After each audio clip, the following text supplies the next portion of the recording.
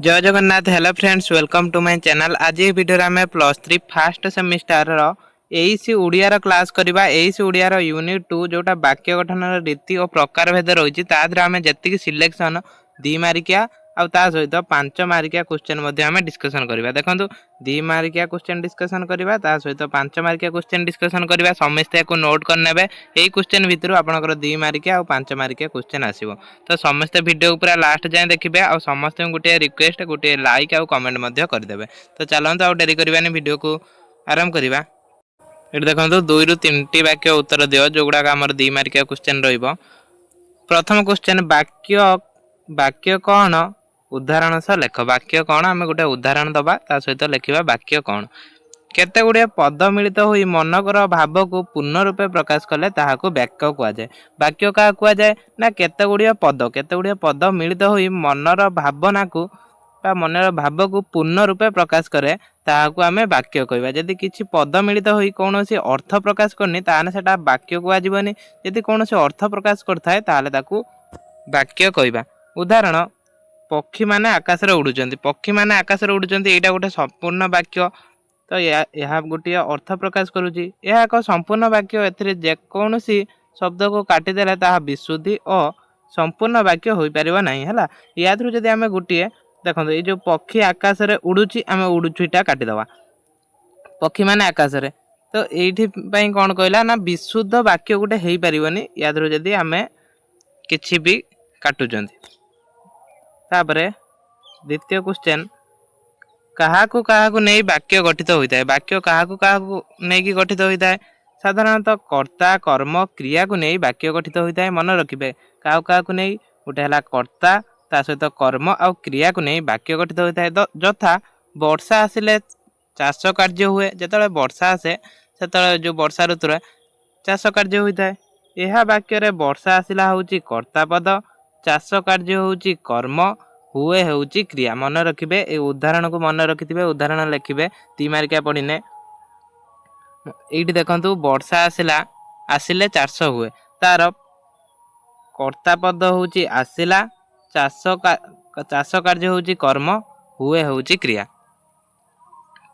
तापरे 3 नंबर निम्न उदाहरण गुडी करे काहार अभाव रहिची। एटा काहार अभाव रहिची पिलाटी खेलु खेलु डेस एठी हैला एटा डेस। तापरे पहाड़टी आकाश रे उडुची व्यवहार कर नहीं मोबाइल पाठ पढ़ा बेले हैला। पाठ पढ़ा बेले मोबाइल व्यवहार कर नहीं।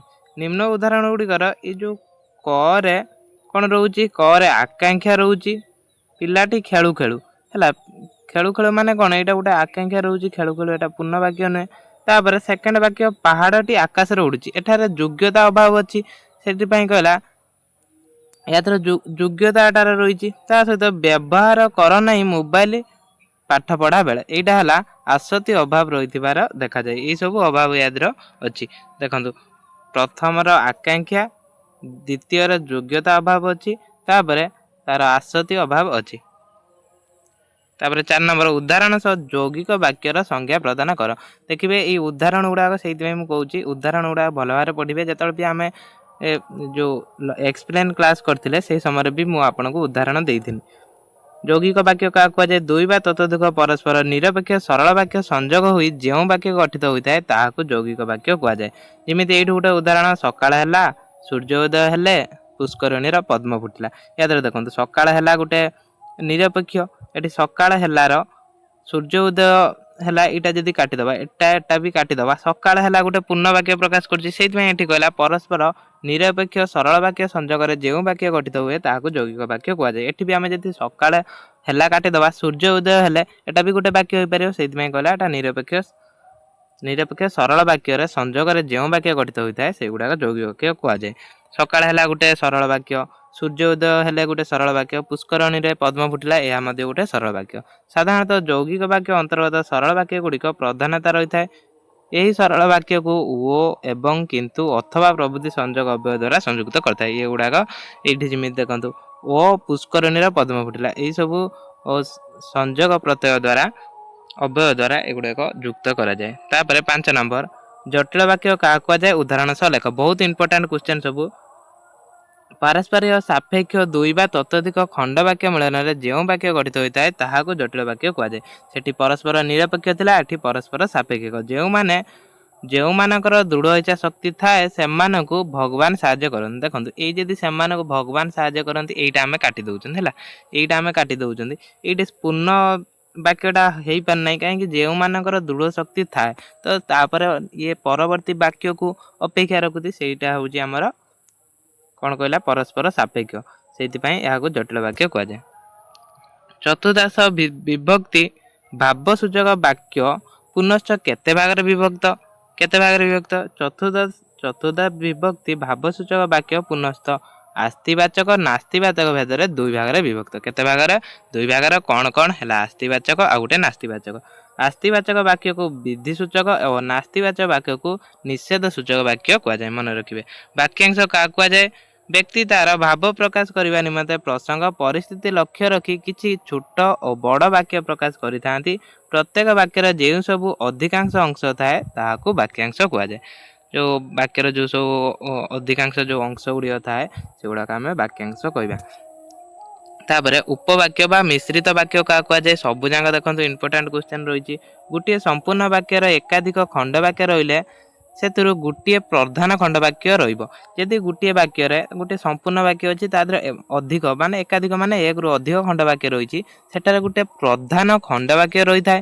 ଏହା ସହିତ ଅନ୍ୟ ଅପ୍ରଧାନ ଖଣ୍ଡ ବାକ୍ୟ ରହିଥାନ୍ତି। ଏହି ପ୍ରଧାନ ଖଣ୍ଡ ବାକ୍ୟକୁ ଉପବାକ୍ୟ ବା ମିଶ୍ରିତ ବାକ୍ୟ କୁହାଯାଏ। ଖାଲି ଏତିକି ମନେ ରଖିବେ, ତାପରେ ଆପଣ ଲେଖିପାରିବେ। ଯେଉଁ ପ୍ରଧାନ ଖଣ୍ଡ ବାକ୍ୟଟିକୁ ଆମେ ଉପବାକ୍ୟ ଆଉ ମିଶ୍ରିତ ବାକ୍ୟ କହିଥାନ୍ତି। ଉଦାହରଣ ସହ ଅନୁଜ୍ଞାତ୍ମକ ବା ଆଦେଶମୂଳକ ବାକ୍ୟ କାହାକୁ କହନ୍ତି ଲେଖ। ଆଦେଶମୂଳକ ବାକ୍ୟ କାହାକୁ କୁହନ୍ତି? ଯେଉଁ ବାକ୍ୟରୁ ଆଦେଶ, ଉପଦେଶ, ଅନୁରୋଧ, କାମନା, ଆଶୀର୍ବାଦ, ଅନୁମତି ଭାବନା ସୂଚିତ ହୁଏ ତାହାକୁ ଆଦେଶ ସୂଚକ ବାକ୍ୟ କୁହନ୍ତି। ସେଇଟା ଉଦାହରଣ, ଗୁରୁଜନଙ୍କ ସେବା କରିବା, ମୋତେ ଯିବାକୁ ଦିଅ। ଦେଖନ୍ତୁ ଏଇଗୁଡ଼ାକ ଆମେ ବି କ୍ଲାସ୍ କରୁଛନ୍ତି। ଲଙ୍ଗ୍ ଟାଇପ୍ ଯଦି ଆପଣଙ୍କର ପଢ଼ୁଛି, ଧର ଲଙ୍ଗ୍ ଟାଇପ୍, ଆପଣମାନେ ସେଥିପାଇଁ ମଧ୍ୟ କ୍ଲାସ୍ କରିପାରିବେ। ଏଇ ଚ୍ୟାନେଲ୍ ପ୍ଲେଲିଷ୍ଟରୁ ଆପଣଙ୍କୁ ମିଳିଯିବ। ତାପରେ ବିବରଣୀତ୍ମକ ବା ବିବୃତ୍ତି ସୂଚକ ବାକ୍ୟ କାହାକୁ କୁହନ୍ତି? ଉଦାହରଣ ସହ ଲେଖ। ଯେଉଁ ବାକ୍ୟରେ କୌଣସି ବିଷୟରେ କିଛି ବର୍ଣ୍ଣନା ବା ବିବରଣୀ ଦିଆଯାଇଥାଏ ତାହାକୁ ବିବୃତ୍ତି ସୂଚକ ବାକ୍ୟ କୁହାଯାଏ। ତାର ଉଦାହରଣ କ'ଣ? ଭାଗବତରେ ଅନେକ ଶିକ୍ଷଣୀୟ ଓ ଉପଦେଶମୂଳକ କାହାଣୀ ରହିଛି। ଏଇଟା ହେଲା ବିବୃତ୍ତି ସୂଚକ ବାକ୍ୟ। ତାପରେ 5 ନମ୍ବର କ୍ୱେଶ୍ଚନ୍ ଯେତିକି ରହୁଛି ସିଲେକ୍ସନ୍ ଦେଖିବା। ଏଇଠି 5 ନମ୍ବର କ୍ୱେଶ୍ଚନ୍, ବାକ୍ୟ ଗଠନ କିପରି ହୁଏ ବୁଝାଅ। ଏସବୁ 5 ମାର୍କିଆ କ୍ୱେଶ୍ଚନ୍ ଟିକେ ବେଶୀ ଇମ୍ପୋର୍ଟାଣ୍ଟ ରହିବ, କାହିଁକିନା 5 ମାର୍କିଆ କ୍ୱେଶ୍ଚନ୍ ଦେଖନ୍ତୁ 100 ମାର୍କର ଏକ୍ଜାମ୍ ହେଉଛି। 100 ମାର୍କରୁ ଆପଣଙ୍କର 40 ମାର୍କ କେବଳ 5 ମାର୍କିଆ କ୍ୱେଶ୍ଚନ୍ ଆସିବ। ବାକ୍ୟ ଗଠନ କିପରି ହୁଏ ବୁଝାଅ। ସାଧାରଣ କଥାଟିକୁ କହି ଜାଣିଲେ ଖୁବ୍ ସୁନ୍ଦର ଜଣାଯାଏ। କଥାଟାକୁ ଯଦି ଆମେ କହି ଜାଣିଥିବା ତାହେଲେ ଆମେ ସୁନ୍ଦର ଭାବରେ କଥାଟିକୁ କହିପାରିବା। ଆମର ମନୋଭାବକୁ ବଚନ ଦ୍ୱାରା ପ୍ରକାଶ କରାଯାଏ। ଆମେ ମନୋଭାବକୁ ବଚନ ଦ୍ୱାରା ପ୍ରକାଶ କରୁଛନ୍ତି। ଆମେ ଧର କିଛି କହୁଛନ୍ତି, ସେଇଟା ହେଉଛି ବଚନ। ଏଥିପାଇଁ କେତୋଟି ଅଥବା ସ୍ଥଳ ବିଶେଷ ଅନେକ ଶବ୍ଦ ଆମେ ବ୍ୟବହାର କରିଥାଉ।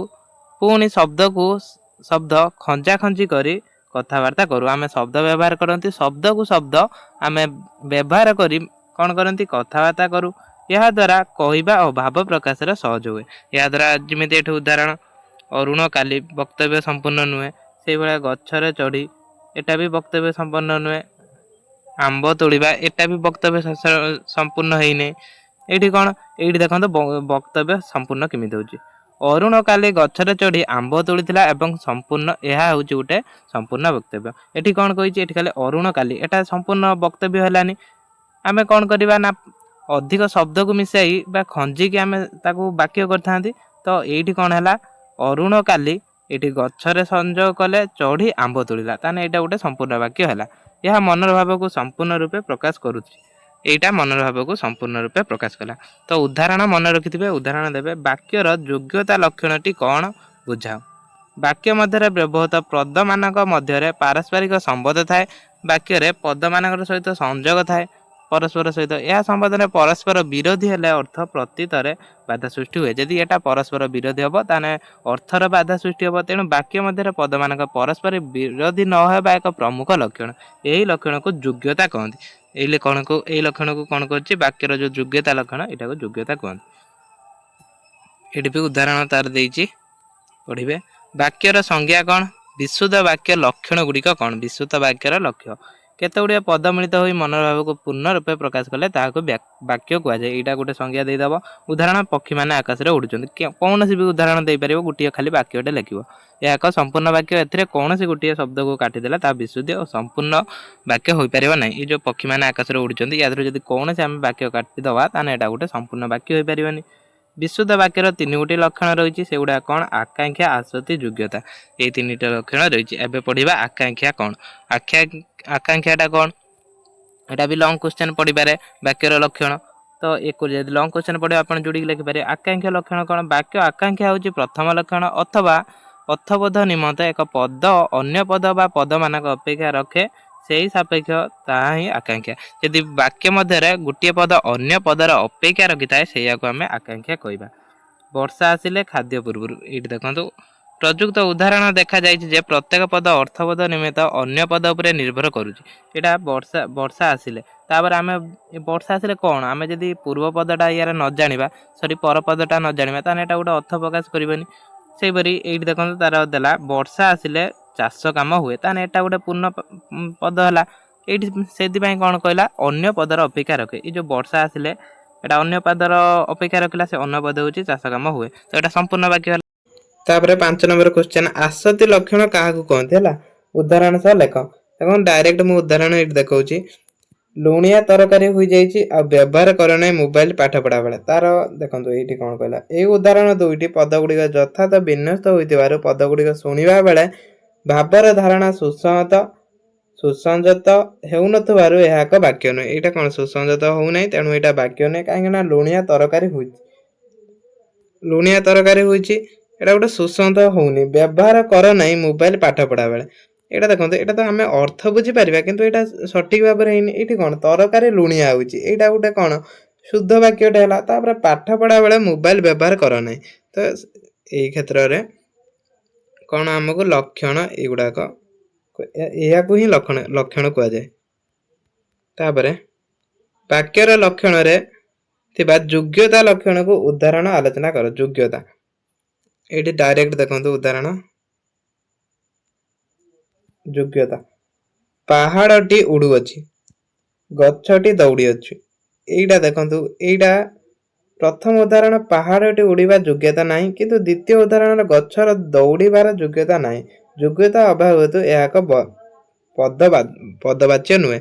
ଏଇଟା ଯୋଗ୍ୟତା କୁହାଗଲା। ହେଲା, ଏଇଟା ଯୋଗ୍ୟତା କୁହାଗଲା କ'ଣ? ପାହାଡ଼ଟି ଉଡ଼ୁଛି, ପାହାଡ଼ କେମିତି ଉଡ଼ିବ? ପାହାଡ଼ ତ ଉଡ଼ି ପାରିବନି। ତ ଏଇଟା ଯୋଗ୍ୟତା ଲକ୍ଷଣ ବାକ୍ୟର। ତାପରେ ଗଛଟି ଦୌଡ଼ୁଛି, ଗଛର ଗୋଡ଼ ଅଛି ନା ଗଛଟି ଦୌଡ଼ିବ? ଏଟା ପଶୁପକ୍ଷୀ କୌଣସି ପଶୁ ନୁହେଁ କି ଦୌଡ଼ିବ। ତାପରେ ବାକ୍ୟାଂଶ କାହାକୁ କୁହନ୍ତି? ଏଥିରେ କ'ଣ କ'ଣ ନଥାଏ। ବାକ୍ୟ ତାର ଭାବ ପ୍ରକାଶ କରିବା ନିମନ୍ତେ ପ୍ରସଙ୍ଗ ଓ ପରିସ୍ଥିତିକୁ ଲକ୍ଷ୍ୟ ରଖି କିଛି କିଛି ଛୋଟ ଓ ବଡ଼ ବାକ୍ୟକୁ ପ୍ରକାଶ କରିଥାଏ। ପ୍ରତ୍ୟେକ ବାକ୍ୟରେ ଯେଉଁ ସବୁ ଅଂଶ ଥାଏ ତାହାକୁ ଗୋଟିଏ ବାକ୍ୟାଂଶ କୁହାଯାଏ। ଦେଖନ୍ତୁ, ପ୍ରତ୍ୟେକ ବାକ୍ୟରେ କିଛି ବାକ୍ୟାଂଶ ଥାଏ, କିଛି ଅଂଶ ଥାଏ, ସେଇଆକୁ ବାକ୍ୟାଂଶ କହିବା। ଏଇଠି ଉଦାହରଣ ନେଲା, ତୁମ୍ଭେମାନେ କିଛି ନ ବୁଝି ତାକୁ ଗଛରେ ବାନ୍ଧି ବାଡ଼େଇଲା। ତ ଏଇସବୁ ହେଉଛି ବାକ୍ୟାଂଶ, ଆପଣମାନେ ଲେଖିଦେବେ। ଦେଖନ୍ତୁ ଭିଡ଼ିଓ ବହୁତ ଲଙ୍ଗ ହେଲାଣି, ମୁଁ ଆଉ ବେଶୀ ଡିସ୍କସନ୍ କରିପାରିନି। ଉଦାହରଣ ଆପଣ ଦେଖିବେ। ଖଣ୍ଡ ବାକ୍ୟ ବା ଉପବାକ୍ୟ କ'ଣ? ଏଗୁଡ଼ା ଇମ୍ପୋର୍ଟାଣ୍ଟ କ୍ୱେଶ୍ଚନ୍। କର୍ତ୍ତା ଓ ସମାପିକା କ୍ରିୟା ଥାଇ କେତେକ ପଦ ସମଷ୍ଟି ଯେତେବେଳେ ସମ୍ପୂର୍ଣ୍ଣ ଭାବେ ପ୍ରକାଶ କରିବାକୁ ଅସମର୍ଥ ହୋଇଥାନ୍ତି, ସେହି ପଦ ସମଷ୍ଟି ଯଦି ଗୋଟିଏ ବୃହତ୍ତର ବାକ୍ୟ ଅଂଶ ବିଶେଷ ହୋଇଥାଏ, ତେବେ ତାହାକୁ ଖଣ୍ଡବାକ୍ୟ କୁହାଯାଏ। ଦେଖନ୍ତୁ, କର୍ତ୍ତା ଓ ସମାପିକା କ୍ରିୟା ଥିବ, ହେଲା, ଥାଇ କେତେକ ପଦ ସମଷ୍ଟି ଯେତେବେଳେ ସମ୍ପୂର୍ଣ୍ଣ ଭାବରେ ପ୍ରକାଶ କରିବାକୁ ଅସମର୍ଥ ଥାନ୍ତି, ମାନେ ସମ୍ପୂର୍ଣ୍ଣ ଭାବ ପ୍ରକାଶ କରିପାରିନଥାନ୍ତି, ଓ ସେହି ପଦ ସମଷ୍ଟି ଯଦି ଗୋଟିଏ ବୃହତ୍ତର ବାକ୍ୟ ଅଂଶ ବିଶେଷ ହୋଇଥାଏ, ସେହି ପଦ ସମଷ୍ଟି ଗୋଟିଏ ବୃହତ୍ତର ବାକ୍ୟର ଅଂଶ ହୋଇଥିବ, ତେବେ ତାହାକୁ ଖଣ୍ଡବାକ୍ୟ କୁହାଯିବ। ତାପରେ ଉପବାକ୍ୟ ବା ମିଶ୍ରିତ ବାକ୍ୟ କାହାକୁ କୁହାଯାଏ? ଗୋଟିଏ ସମ୍ପୂର୍ଣ୍ଣ ବାକ୍ୟରେ ଏକାଧିକ ଖଣ୍ଡବାକ୍ୟ ରହିଲେ ସେଥିରୁ ଗୋଟିଏ ପ୍ରଧାନ ଖଣ୍ଡବାକ୍ୟ ରହିଥିବ। ହେଲା, ଯଦି କୌଣସି ବାକ୍ୟରେ ଏକାଧିକ ଖଣ୍ଡବାକ୍ୟ ଅଛି ବା ଏକରୁ ଅଧିକ ଖଣ୍ଡବାକ୍ୟ ଅଛି, ତେବେ ତା ଦେହରେ ଗୋଟିଏ ପ୍ରଧାନ ଖଣ୍ଡବାକ୍ୟ ଥାଏ। ଏହା ସହିତ ଅନ୍ୟ ଗୁଡ଼ିକ ଅପ୍ରଧାନ ଖଣ୍ଡବାକ୍ୟ ଥାନ୍ତି। ଏ ଅପ୍ରଧାନ ଖଣ୍ଡବାକ୍ୟକୁ ଉପବାକ୍ୟ ବା ମିଶ୍ରିତ ବାକ୍ୟ କୁହାଯାଏ। ସେ ସବୁକୁ ମିଶ୍ରିତ ବାକ୍ୟ କୁହାଯାଏ।